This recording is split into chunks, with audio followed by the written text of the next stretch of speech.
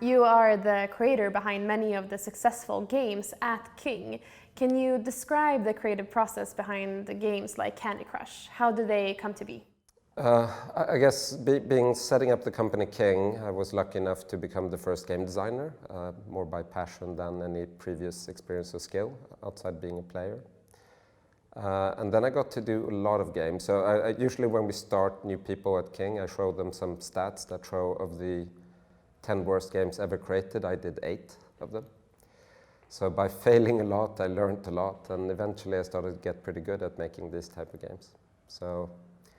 Candy Crush is actually a bit of a best of the early games we did on the website. We rethought it for the mobile, so put a lot of the experience we had in the first 10 years of King into that game that really paid off.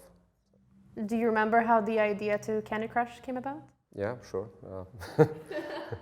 We had a partnership with a company that had sort of probably the most popular game in the category at the time, called Bejeweled. And my partner, who was CEO, he said, like, we're killing that partnership, so you need to create a game that's better than their game, because that was our top game at the time. And so that was my homework, so to come up with a game that beats that.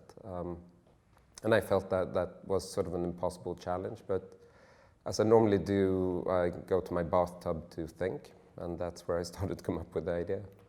I guess the key thing was actually that visual aspect of having something that everybody could relate to, with having the candies, something that looked very attractive, but at the same time everyday thing that everybody understood, instead of these glossy jewels or diamonds that nobody has a relationship with. Is the creative process the same now as it was 17 years ago? I'm still bathtub and a lot of PowerPointing. That's my way of working. But I like to design and come up with ideas in my head way before I commit them to paper. And only when I feel the idea actually works, I give it to discuss with maybe artists or developers. I don't want to waste their time with a bad idea before I'm really confident in it. So you're still not sure what the magic formula for a successful game is? No, that's super hard to know. I think it's a blend of, we sometimes say it's a blend of being the mathematician and the magician. It's sort of intuition based with hard data. And the early process of creating something new, you have to build it on intuition and experience a lot. And as you build something, you can actually start to test it, and you get data to tell you if your darling or baby idea was actually a good idea or a bad idea. But that's only at the end of the process.